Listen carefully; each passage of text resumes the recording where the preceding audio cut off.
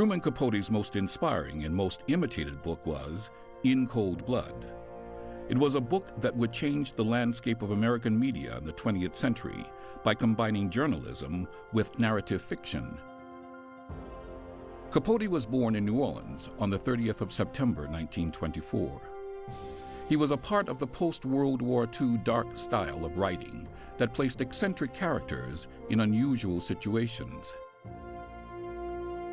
His early novels, Other Voices, Other Rooms, written in 1948, and Breakfast at Tiffany's, written in 1958, showcased his polished style that captivated readers and critics alike. Indeed, every baby boomer young woman wanted to be the free-spirited Holly Golightly, played by Audrey Hepburn in the movie of the same title. But it was his gripping quasi-fictional novel, In Cold Blood, that captured the imagination of the country. A blend of fiction and historical fact, the book tells the chilling true-life story of two drifters who brutally murdered a Kansas farm family in 1959. Published in 1966, its new docudrama style, blending fact and fiction, enthralled all who read it. In 1967, it was made into a movie starring Robert Blake. In describing his reasons for writing the book with its journalistic voice, which was quite different in style and voice from his other works, Capote said, I spent 4 years on and off in that part of western Kansas there during the research for the book and then the film. The reason was I wanted to make an experiment in journalistic writing, and I was looking for a subject that would have sufficient proportions. I'd already done a great deal of narrative journalistic writing in this experimental vein in the 1950s for the New Yorker, but I was looking for something very special that would give me a lot of scope. Capote's originality and polished writing for In Cold Blood would lead to a host of imitators trying in vain to match his historical docudrama style of writing. Indeed, his quasi-scholarly style would lead to imitators in many media genres, including endless movies of the week based on real-life happenings. Openly gay, Capote, infamous for his celebrity parties, lived a publicly troubled life. Capote died on August 25, 1984.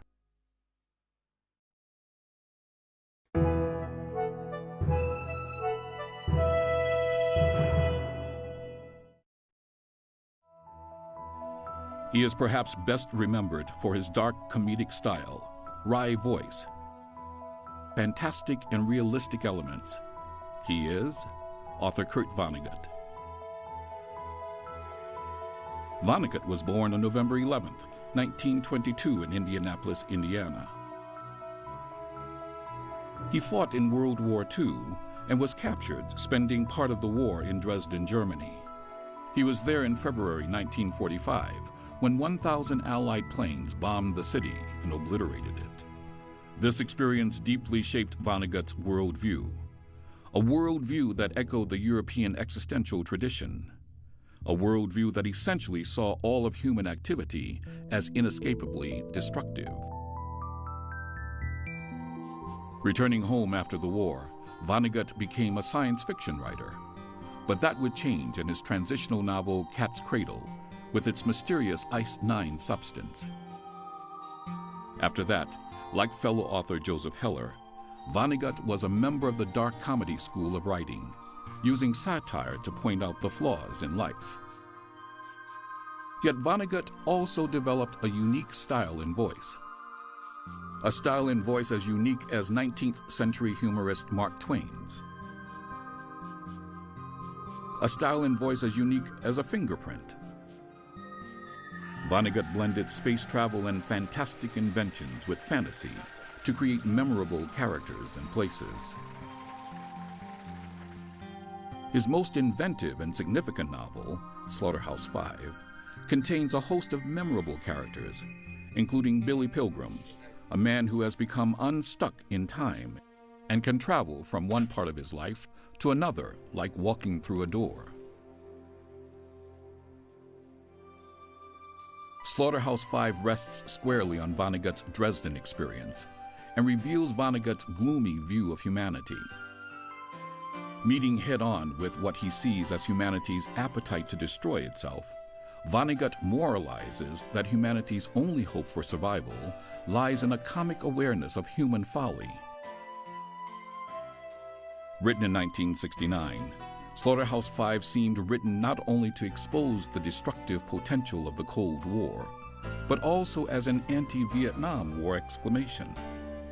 As a result, it became a rallying cry for the baby boomer generation. Vonnegut's other novels include Breakfast of Champions, Dead-Eye Dick, and Galapagos. Kurt Vonnegut died April 11, 2007.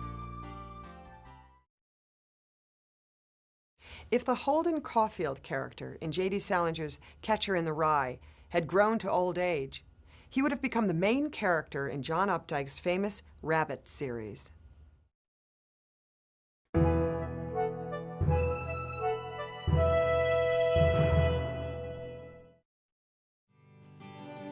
From the beginning, he appeared destined to write.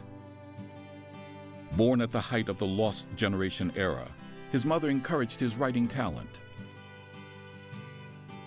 In college, he was president of Harvard's National Lampoon. Immediately upon graduation, he went to work for the New Yorker magazine, where he honed his lyrical prose style.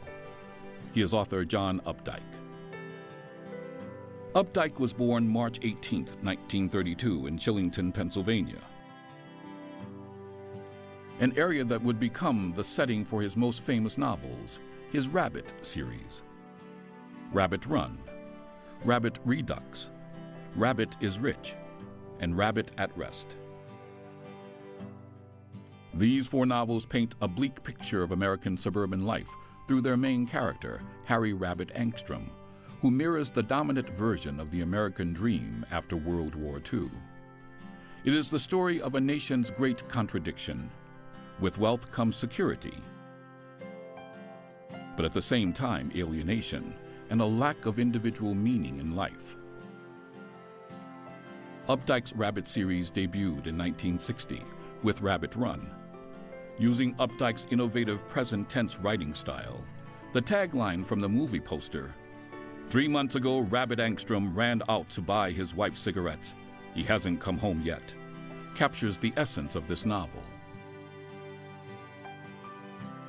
Rabbit Redux, written in 1971 and set against the backdrop of the Vietnam War, racial unrest, and drug use, mirrors a nation that doesn't know what to do with the problems it faces in the late 60s. Rabbit is Rich is Updike's finest rabbit creation, and it won him a Pulitzer Prize in 1982. Once again, Rabbit's problems are the problems of America's aging baby boomers, a generation that is becoming the wealthiest generation the world has ever seen, yet is spiritually unfulfilled. In Updike's final novel, Rabbit at Rest, Rabbit, now in retirement, once again is confronted with problems. He runs away in despair, and while hiding, he dies. You think people today with gas $1 a gallon are going to want these 8-cylinder inefficient guzzlers just to feel the wind in their hair? Kid, you're living in a dream world. Updike's novels are a comment on the potential shallowness of American life in the last half of the 20th century.